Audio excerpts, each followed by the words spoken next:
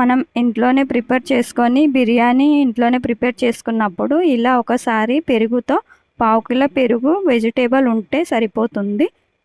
Ready చేసుకొని chicken biryani mutton biryani చేసినప్పుడు veg కూడా ఏదైనా చేసినప్పుడు కూడా ఇలా చేసుకోండి, చాలా టేస్ట్గా ఉంటుంది. ఇప్పుడైతే ఉప్పు వేస్తున్న రుచికి సరిపోయేటంత.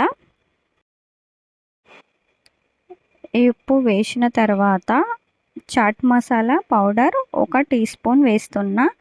ఈ చాట్ మసాలా పౌడర్ వేయడం వల్ల టేస్ట్ బాగుంటుంది. 1 స్పూన్ షుగర్ కూడా వేస్తున్నా. చక్కెర మీకు కావాలంటే వేసుకోండి, లేకుంటే స్కిప్ చేయండి. ఇప్పుడు వీటన్నింటిని బాగా కలుపుకోవాలి. టేబుల్కి మొత్తానికి పెరుగు బాగా పట్టేలా చూసుకోండి.